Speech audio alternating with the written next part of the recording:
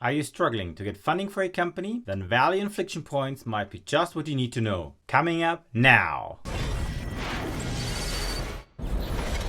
Hi, I'm Oliver. Thank you for tuning in and welcome back to the channel. If you're new here, please consider subscribing and pushing the notification bell so YouTube lets you know whenever we're uploading new content. So for today's topic, value inflection points, I have to deep dive on a topic that is important because it's something that also I have been affected myself personally. It is sometimes hard to get funding, and sometimes, or for many people, it is not quite clear why they're struggling so much to get enough funding for their company or why it takes them so long. One of the key hints that I figured out could be a major reason is you're not aware of your value inflection points and you might not be on track. So let's go and deep dive. What are the value inflection points and what does they do to help you get funding? So if you look at your company from an investor's point of view, there are two things that are really important. One is the opportunity and the second is the traction. Now the opportunity describes everything from your product idea, your team, your competitive advantage theory, your go-to-market strategy, all these things that define the potential of your company. Traction, on the other hand, actually is reflected in a type of milestones, the so-called value inflection points. What have you already achieved, and are you on track with your achievements to increase the value? Because on each of these inflection points, the value of the company is increased, and with a side effect, you are now addressing a different type of investors. There are investors that start with seed funding and others come on a later stage.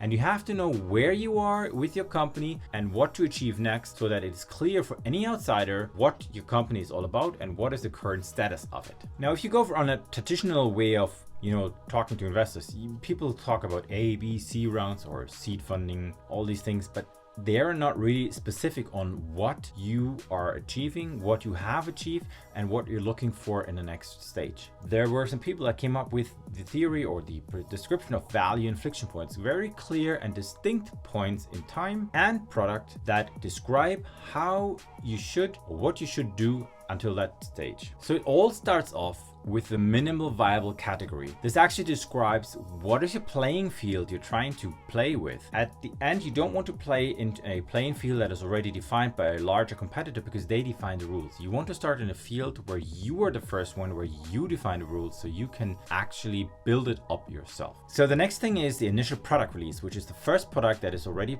designed and you're going to release it to the market, followed by the minimal viable product, which is the next inflection point. This is when you find the first early adopters that are really willing to try out your product and use it. Following the minimal viable product is the minimal viable repeatability, which is a very crucial step in any company. It actually shows that you are able to repeatably sell your minimal viable product to people and that they are willing to buy it and willing to pay for it. This is the first time you're getting a substantial amount of traction with recurring customers. Now, of course, this is not enough. And the next part is the minimal viable traction. This inflection point actually shows that you're now able and on track with your releases, with the growth of your company, with the hiring of people, all these things with your product, so that you are getting the traction to start growing faster. The next inflection point is the minimal viable scaling. This is the combination of low customer churn, increased spending on new customers, and increased revenues over time and year and year and year. Once you have achieved this, the next inflection point will be the minimal viable expansion. The proof that you are able to expand into new geographies or in a vertical manner in such a way that you're increasing the revenue even further year after year after year. And the final, at the end, is where Google, Facebook, and Apple maybe are right now. They are a hot public company. You have achieved a level of your company that is only achieved by a few in the world. Now that you've heard about all these value inflection points, it's important for you as a CEO, as a team member or a management member of your startup to really focus down to achieving those viable inflection points, because you want to address investors and they want to see those inflection points reflected in the way you act. They want to see achievements because they really want to know whether you're able to execute or whether you're just able to talk. As a summary, you should be aware of the value inflection points at all times of your company. You should also start to look for funding to achieve the next value inflection point way before you run out of cash. I hope that helped you. If you have some questions, just drop a comment down below and see you next time.